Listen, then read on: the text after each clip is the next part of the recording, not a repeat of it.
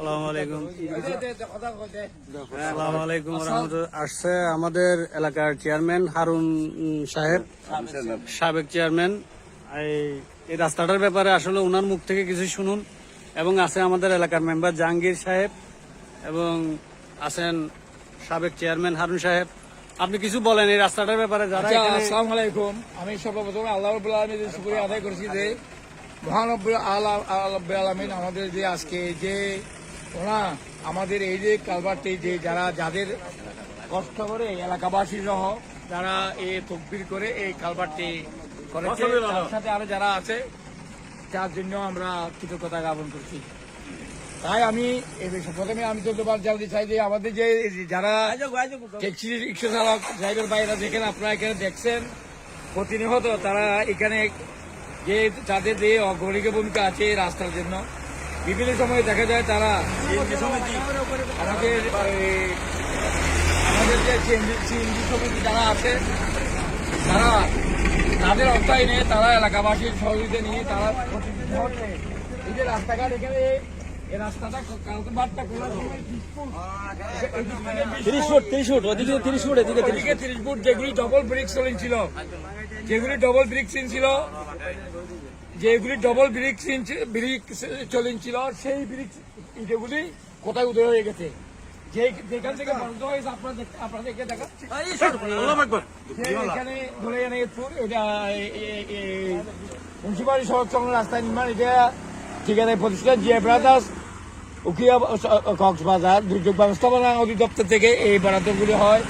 যারা করে তাদেরকে ধন্যবাদ জানাই। কিন্তু সর্বত্র আমাদের যে এখানে যে সাইড যেগুলি আছে, যেখানে রাস্তা যেখানে একটা রাস্তা ছিল মাটি সব নাই, ওইদিকেও নাই, এটা কোনোদিন হচ্ছে না। আপনি কি এই সিএনজি ড্রাইভারের সমিতি তারা অনেকবার কষ্ট করে দিল এই রাস্তা। এই প্রসড়কটি 3 সাইড এটা প্রজেক্টে গিয়েছিল, হয় নাই। আমাদের দুর্ভাগ্য এখানে যারা জনপ্রতিনিধি ছিলাম, আমি ছিলাম বলতে লজ্জা লাগে। চলে এই এলাকাতে বিভিন্ন প্রতিনিধি আর ছিল দলে এনে পুঁইশাগাতি সড়ক, পশ্চিমাংশ বালুসার সড়কের পশ্চিমাংশ, কাজীবাটি এবং দলের মাছতলা পূর্ব অংশ এবং কতপাড়ি। তাই মাননীয় প্রধান উপদেষ্টা মহোদয়, আপনি হাটহাজারীর সন্তান, বারবার আপনাকে বলছি, আপনি হাটহাজারীর সন্তান হিসেবে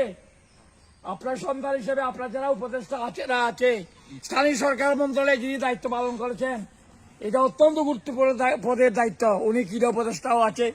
তাই ওনাকে বলছি, আপনি স্থানীয় সরকার গ্রাম পর্যায়ে থেকে শুরু করে ওয়ার্ড পর্যায়ে থেকে ইউনিয়ন থেকে শুরু প্রতিটি উপজেলা জেলা ইউনিয়ন অনেক জায়গায় ইউনিয়ন পরিষদের চেয়ারম্যান মেম্বার নাই।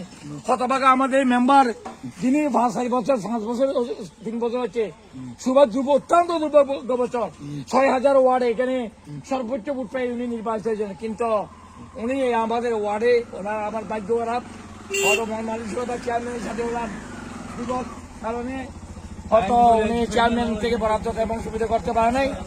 পরবর্তীতে আমাদের যারা ছিল এলাকাবাসী যারা আছে, এটা আমাদের ভাগ্যটাই খারাপ। এই দেখতেছেন শ্রমিকেরা কাজ করতেছেন, এগুলি শ্রমিক না। তাই বলে এদেরকে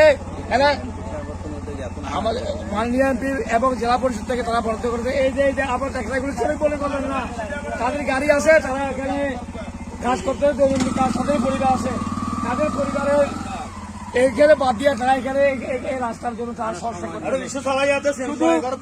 আপনারা দেখতেছেন। আমি কি বলবো, প্রশাসকের উপজেলা পরিষদের কোটি কোটি বরাদ্দ আমি জনপ্রতিনিধি ছিলাম। এই রাস্তাঘাট আমরা করেছি 2000 আমি 87 থেকে এখানে 12 পর্যন্ত আমার দায়িত্ব ছিল। রাস্তায় মেটি কাটা, ইট বসানো এবং ডবল সোলিং করা, কার্পেটিং করা, কিছু করা যতটুকু করতে করেছি। পরবর্তীতে যারা করেছে আমাদের ভাগ্যের পরিণাম, হাটাজারি উত্তর হাটাজারিতে যারা দায়িত্ব পালন করেছে তারা জনপ্রতিনিধি। সবাই লাইভটা একটু শেয়ার করবেন, যাতে সবার নজরে পড়ে। সবাই লাইভটা একটু শেয়ার করবেন। জনপ্রতিনিধি হবে প্রতিটি এলাকাতে ওয়ার্ডে এলাকার সাথে সবাই লাইভটা একটু শেয়ার করবেন। বিভিন্ন মন্ত্রণালয় যারা দায়িত্ব, একদম 3-4টা মন্ত্রণালয়ের দায়িত্ব। মাননীয় প্রধান উপদেষ্টা, আপনি যদি পদে যিনি আমাদের স্বরাষ্ট্র মন্ত্রণালয় আছে, স্বরাষ্ট্রমন্ত্রী আছে, আপনি দুঃখজনক এটা রাস্তাঘাটের কথা আমি বাদ দিচ্ছি। শিক্ষা প্রতিষ্ঠানের ফলাফল যারা পাস করেছে আবার ফেল করেছে তাদেরকে যারা পাস করে তাদের অভিনন্দন জানাই, যারা পাস করে নাই হয়তো সামান্য তারা আগামীতে ভালো মতো লেখাপড়া তাদেরকে শুভেচ্ছা জানাচ্ছি। পানীয় উপদেষ্টা, প্রধান উপদেষ্টা, আপনার দৃষ্টি আকর্ষণ করছি দেশের যে পরিস্থিতি হচ্ছে এখানে যা অনেকজন প্রতিনিহত ঘটনা করছে মানুষকে আলিয়া মুজাহিদের যুগের মতো বর্বরতা একজনকে যেভাবে মারি হত্যা করছে, পাত্র চুরানো হচ্ছে। আমরা সাংবাদিক ভাইরা, এলাকাবাসী, দেশে বিদেশে প্রবাসে যারা আছে, আপনাদের উদ্দেশ্যে আমি বলতে চাই, একজন জনপ্রতিনিধি হিসাবে সারা বাংলাদেশের মধ্যে যেইভাবে মানুষকে হত্যা করা হইতেছে, বিভিন্ন ভাবে প্রতিহিংসা, সামান্য কিছুর জন্য একজনকে দেখা যাচ্ছে পাথর মেরে মারা গেছে। তাদের হয়তো পাথর, এত বড় বড় 20 কেজি পাথর মেরে তাদের বুকের ছেলেরা সন্ধ্যারা লাইভে আসে কথা বলতেছে। মানুষ সভাপতি, দেশের সূর্য সন্তান, সেনাবাহিনীর বাইরা, আইন সেনাবাহিনী, সেনাবাহিনী বাইরা, আপনাদের জোর আহ্বান জানাচ্ছে, আপনারা এই কাজের দায়িত্ব নেন। আপনারা দেশের জন্য একটা অপবিষ্ট স্থানের জায়গা, আপনারা সকলের কাছে